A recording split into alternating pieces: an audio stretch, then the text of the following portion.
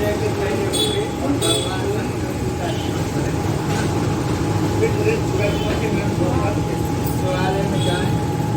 या पूजन करना हो और कथा पढ़ने अथवा सुननी हो, यदि हो सके तो शिव मंदिर में शिव पार्वती पूजन के लिए केले का वंदन व इत्यादि अनेक मालाओं एक सुंदर मंडप तैयार कर लें। विवाह चाहने वाली स्त्रियों को शंकर पार्वती बालू की एक प्रतिमा बनाकर उसे इस मंडप में स्थापित कर पूजा करनी चाहिए। पूजा में शिव पार्वती से संबंधित कोई भी स्त्रोत अथवा शिव चालीसा का पाठ कर सकते हैं। तत्पश्चात एकाग्र से नित्य की कथा पर हड़ताल का प्रति कथा जिसके दिव्य केशों पर माला आग के पुष्पों की माला शोभा देती है और जिन भगवान शंकर के मस्तक पर चंद्र और कंठ में मुंडों की माला पड़ी हुई है, जो पार्वती माता चित्त वर्षों से तथा भगवान शंकर के कपर वे धारण किए हैं, उन दोनों भगवानी शंकर को मैं नमस्कार करता हूँ।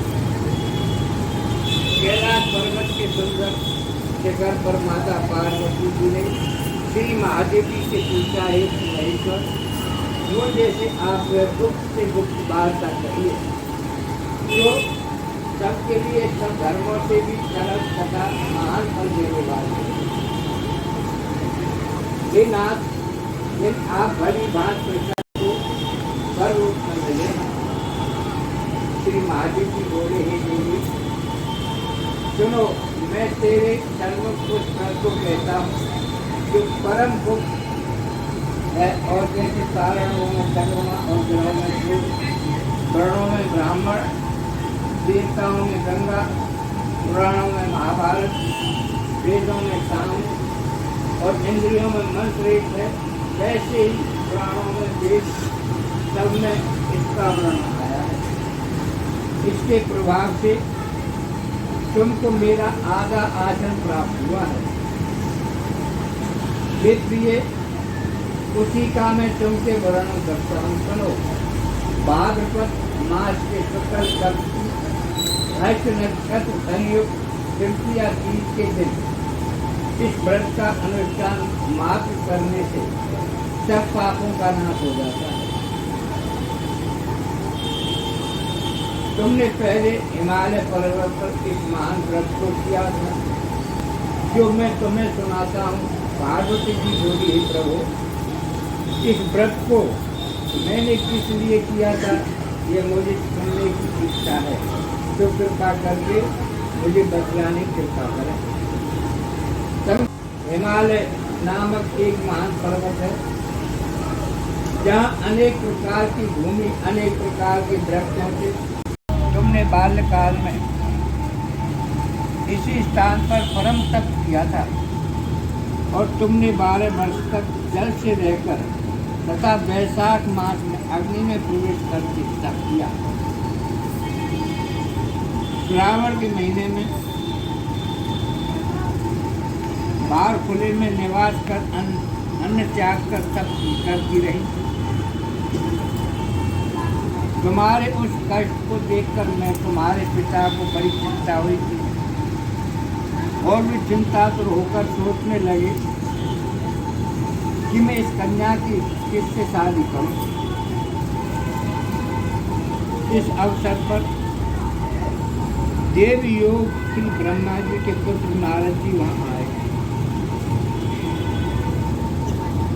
नारद जी ने तुम शैलपुत्री को देखा। तुम्हारे पिता हिमालय ने देव ऋषि को अर्घपात आसन देकर सम्मान सहित उठाया और कहा, हे मुनीश्वर, आपने यहाँ तक आने का तक कैसे किया? कहिए क्या आज्ञा है? नारद जी बोले, हे गिरिराज, मैं विष्णु भगवान का भेजा हुआ यहाँ आया। तुम मेरी बात सुनो। आप अपनी कन्या को उत्तम वर को दान करें। ब्रह्मा, इंद्र, शिव आदि देवताओं में विष्णु भगवान के समान कोई भी उत्तम उत्तम नहीं है। इसलिए मेरे मत से आप अपनी कन्या का दान भगवान विष्णु को दे दें।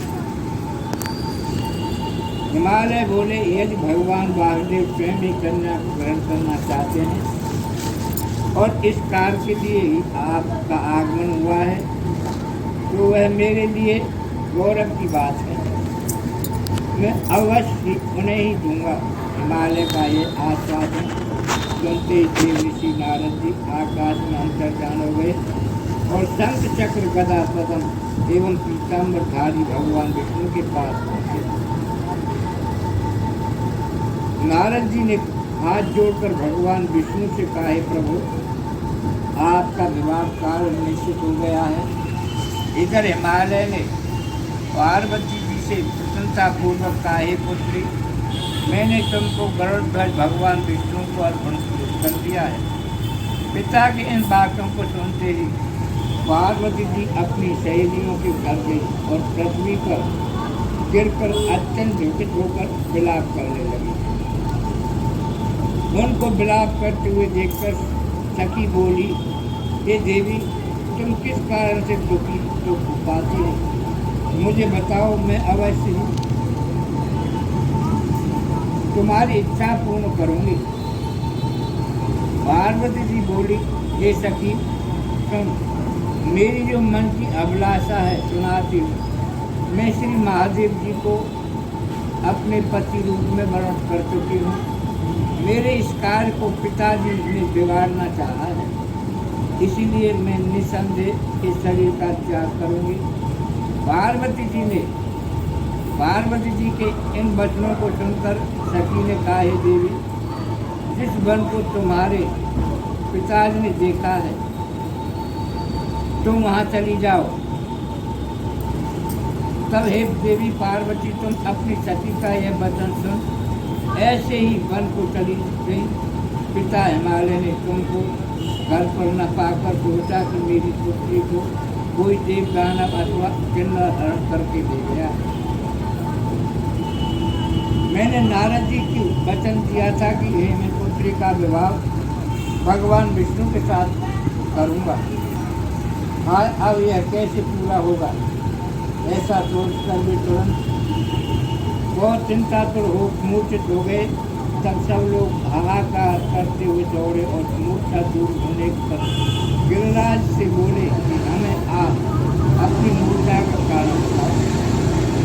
हिमालय बोले, मेरे दुख का कारण यह है कि मेरी रत्न रूपी कन्या को कोई हरण कर ले गया है, या सर्प डस गया, या किसी सिंह या व्याघ्र की ने मार डाला है। वह न जाने कहाँ चली गई, या उसे कोई राक्षस मार डाला। इस प्रकार कहकर गिरिराज दुखित होकर ऐसे कांपने लगे जैसे तीव्र वायु से चलने से पर कोई वृक्ष कांपता है। तत्पश्चात हे पार्वती, तुम्हें गिरिराज साथियों सहित घने जंगल में ढूंढने निकले सिंह, व्याघ्र, रीछ आदि हिंसक जंतुओं के कारण वन भयानक प्रतीत होता था। तुम भी सखी के साथ भयानक जंगल में घूमती हुई वन में एक नदी के तट पर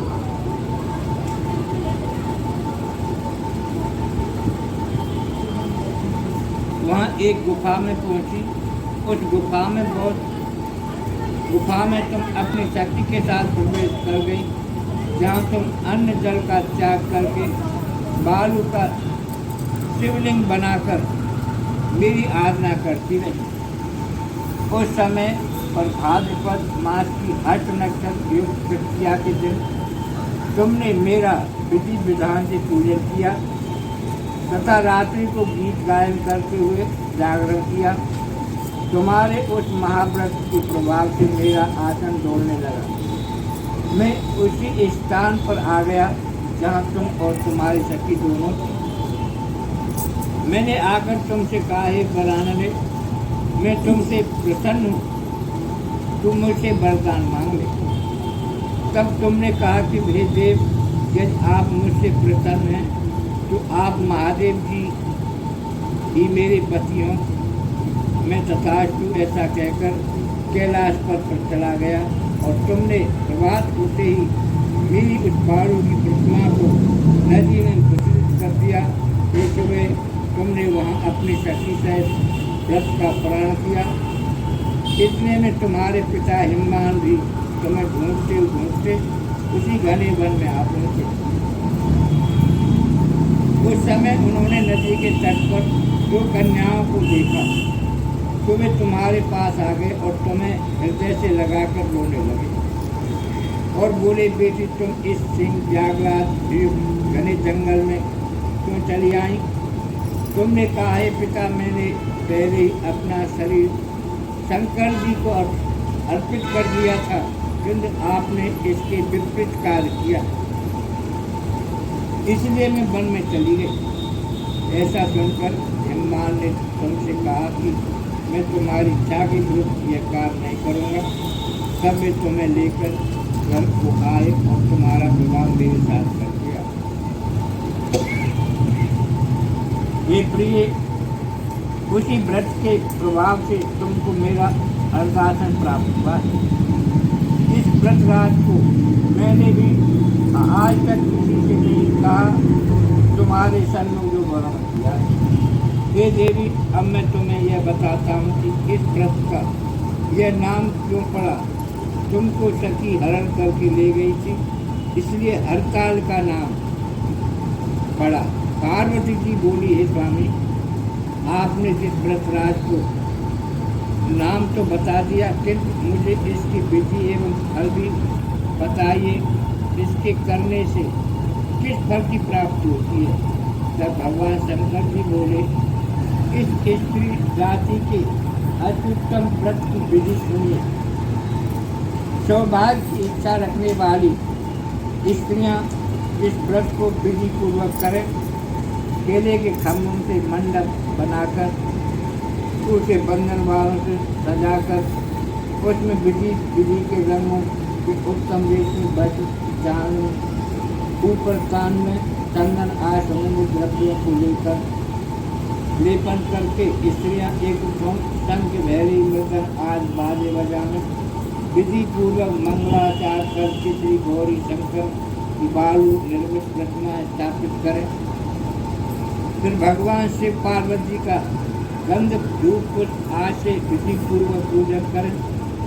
अनेक नैवेद्यों का भोग लगाना और रात्रि को धारण करें। नारियल, सुपारी,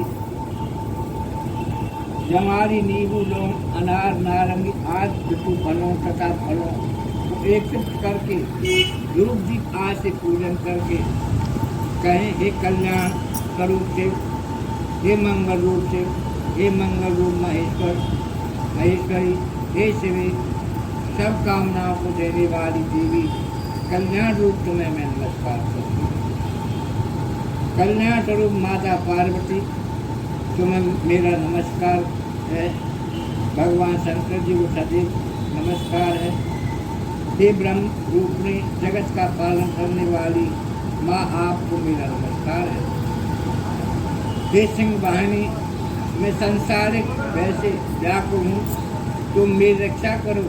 हे महेश्वरी, मैंने इसी अभिलाषा से आपका पूजन किया है। हे पार्वती माता, आप मेरे ऊपर प्रसन्न होकर मुझे सुख और सौभाग्य प्रदान कीजिए। इस प्रकार के शब्दों द्वारा उमा सहित शंकर जी का पूजन करें।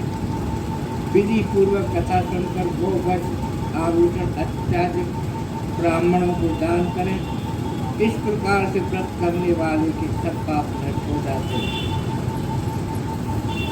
जय शिव शंकर भगवान, जय पार्वती।